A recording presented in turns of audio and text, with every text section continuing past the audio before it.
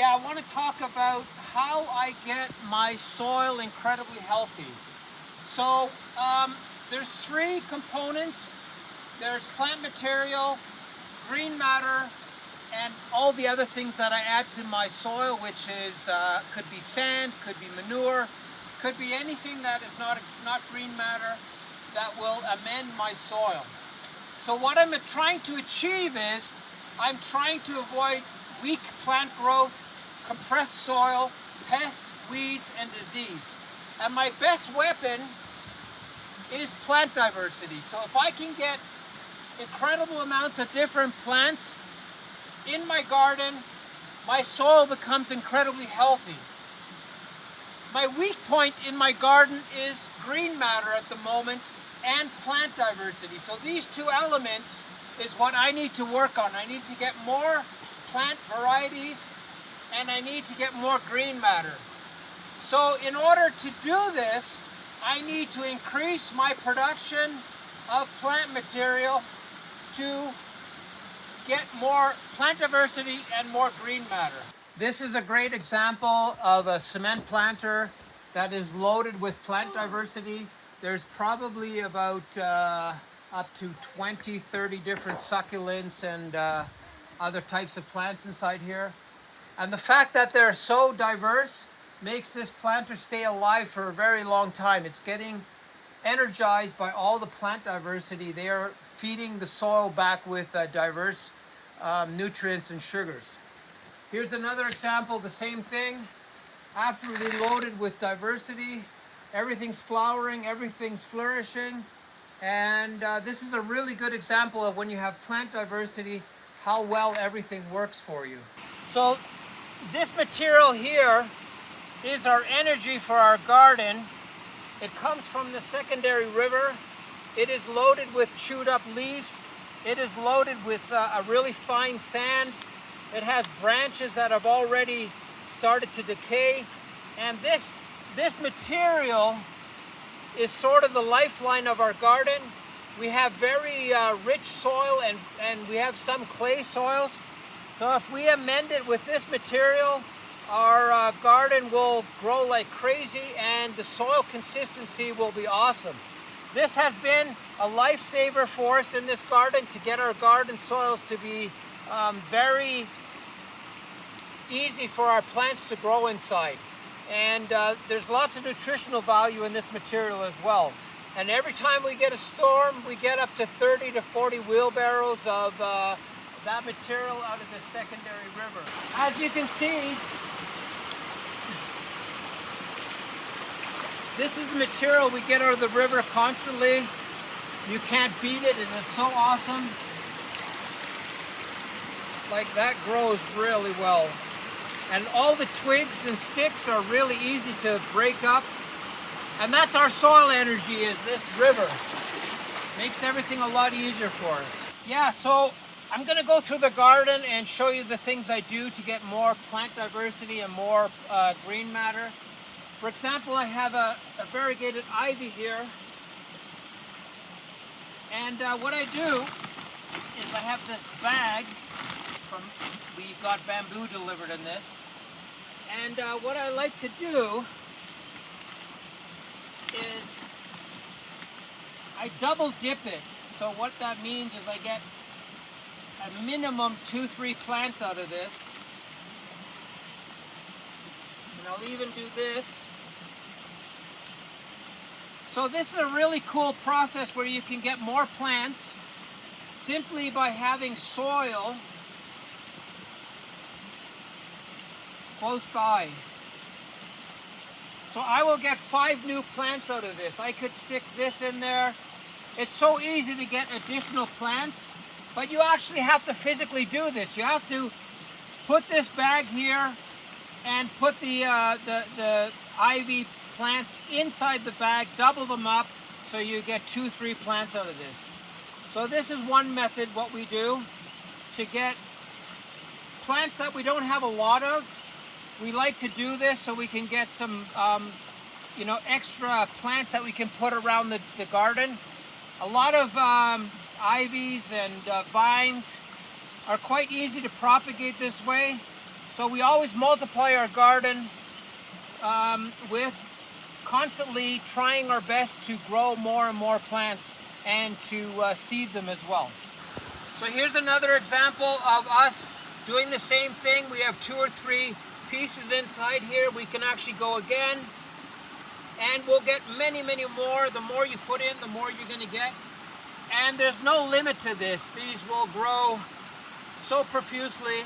I have another end here. I can stick it into this end again. So you don't necessarily need to put one in, you can put many in. These guys here, I can simply break them off.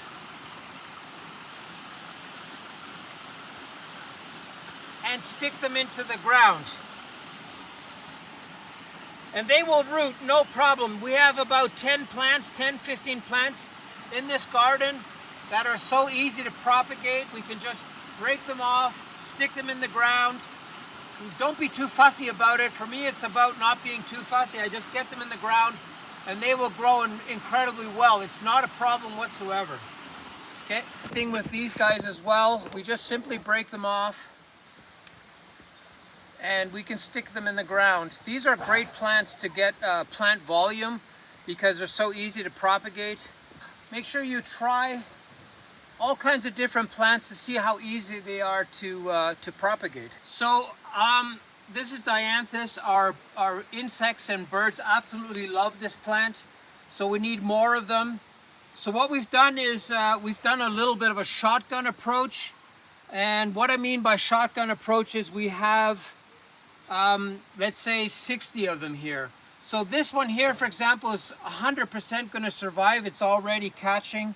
Some of them are struggling, but we're doing enough of them that we have the numbers on our side that we're going to get at least 12 to 24 of these plants out of this container, cement planter. And again, all we do is we rip them off the mother plant and immediately stick them into the ground. You can use cinnamon powder if you want. I just do it cold turkey and it works quite well. Okay, we do other things. We, for example, here I have jasmine. We have the containers close by, and what happens is we just basically have an end like this and we'll stick it straight into the ground. And in, I don't know, 3 weeks we have a new plant. It is that simple. Especially when you put the tip in, it really makes a good plant in the future. We have started now, we have all these bags that we're placing in really sunny and preferential places, and we're starting to germinate everywhere we can.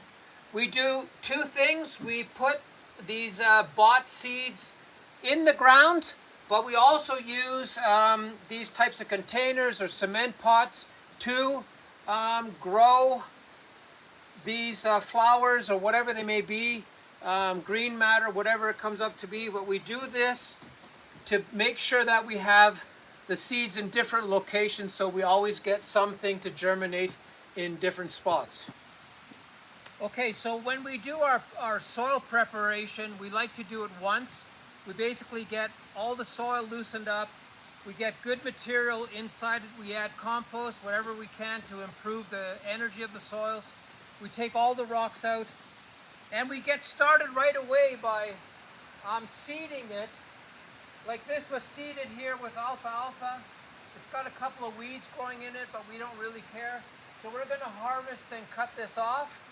And we're going to use this as green matter. So we're actually creating these areas where we have the ability to create green matter and use it as compostable material. Yeah, this is a really good example on how we have this chaos system in place. We get so much material out of this, so much green matter.